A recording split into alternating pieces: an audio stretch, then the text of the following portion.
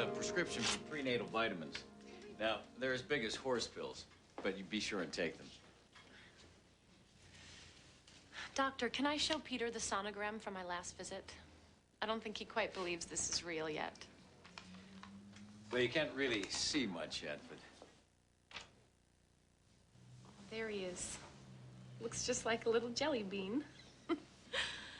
Well, I'll see you again in a month. And, Peter, you're welcome to come to any and all visits.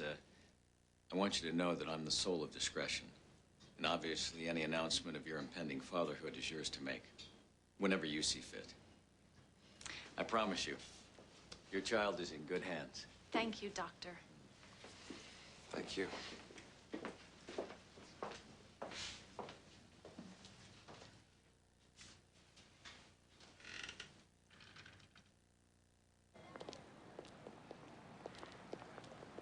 Well, I guess you believe me now.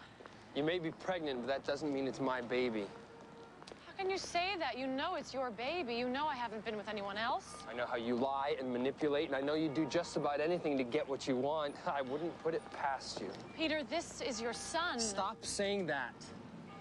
You're only talking like this because you're scared. So am I.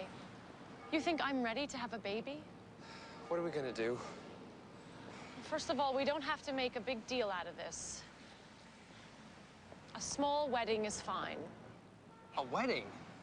We don't really have any choice. I love you, Peter. And I know deep down you love me too. Alex, I do not love you, and I'm never, ever going to marry you.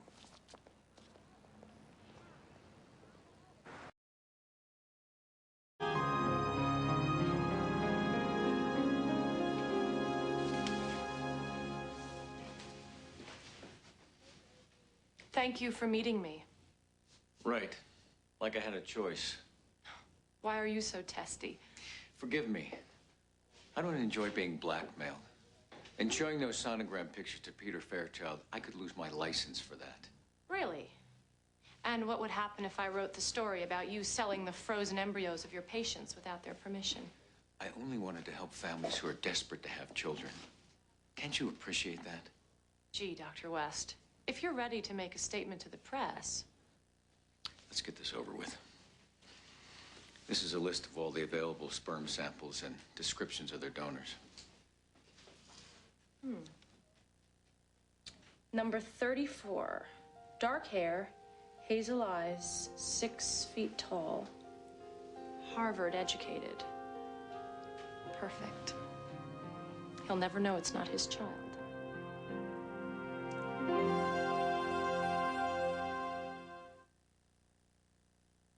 Check.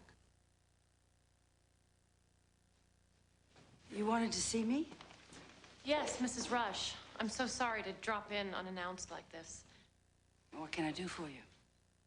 Well, it's a little embarrassing. I thought Peter would have told you, but obviously he hasn't. Told me what? That I'm pregnant with his child. No, I didn't know. Mrs. Rush, I realize that we didn't exactly hit it off when we met. And I'm sure this isn't at all the way you planned to hear about your first grandchild. Would you like to sit down? Can I get you a drink? No, thanks. I'm fine.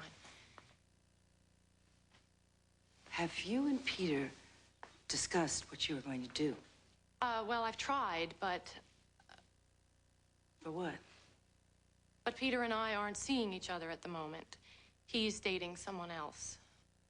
This just does not sound like my son. I know. I don't understand it either. But I love him, and I'm willing to forgive his mistakes. All I want is to make a real home for our child. I grew up with only one parent, and I know how hard it is. All I want to do is give this child a real family. I'll talk to Peter. Oh, Mrs. Rush, if you would do that. Don't worry. Don't worry about anything.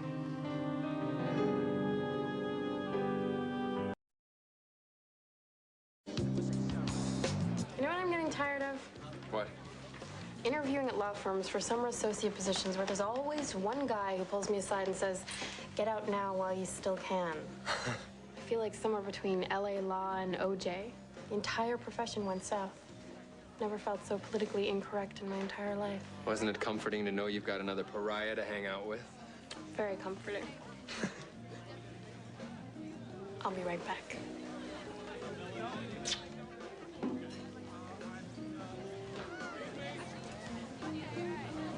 You haven't told her yet, have you? What the hell are you doing here? If you don't, I will. I've got to have time. I don't have any time. I'm a biological ticking clock. And every breath I take brings your baby 1 second closer to this world.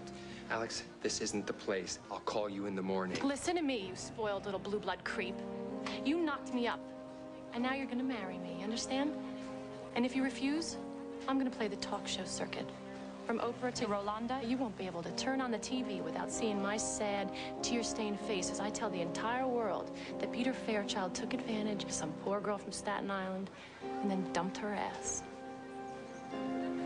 Maybe I'll let Geraldo broadcast the delivery live. You're insane.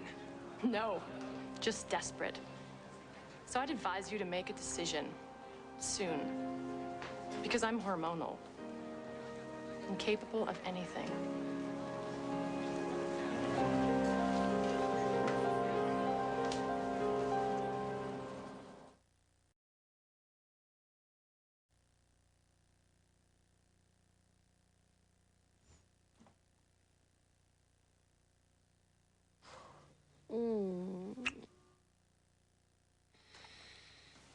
Good morning. Good morning. How long have you been watching me sleep?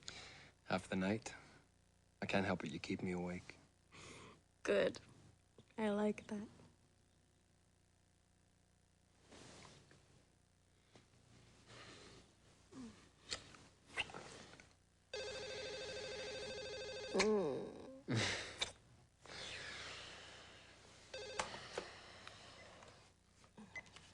Hello?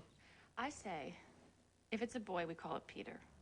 But if it's a girl, we call her Louise, after my mother. God rest her soul. Sorry, I think you have the wrong number. Is that slut in bed with you?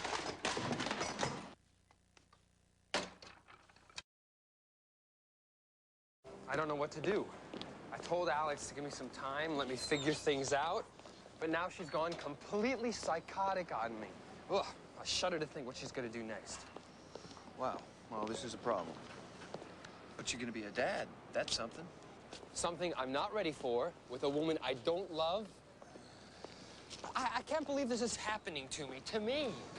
Maybe it's not yours. It is. She doesn't sleep around. I don't buy that, not for a second. She's such a nutcase. Why believe a word she says? Even if it does turn out to be the truth. There's a part of me that wants to take responsibility for my actions, but there's another part of me that wants to pretend I never met her, deny I ever touched her, which I can't believe I ever did.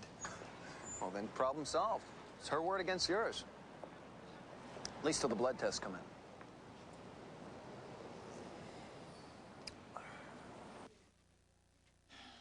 You have to stay completely still for 3 hours to allow the sperm to entirely commingle with the eggs. When will I know if I'm pregnant? We'll do a blood test in a few days. A few days? I don't think I can wait that long. Sorry, Miss Bartoli, but you can't blackmail biology. Don't move. I'm gonna have his baby. I'm gonna have Peter Fairchild's baby.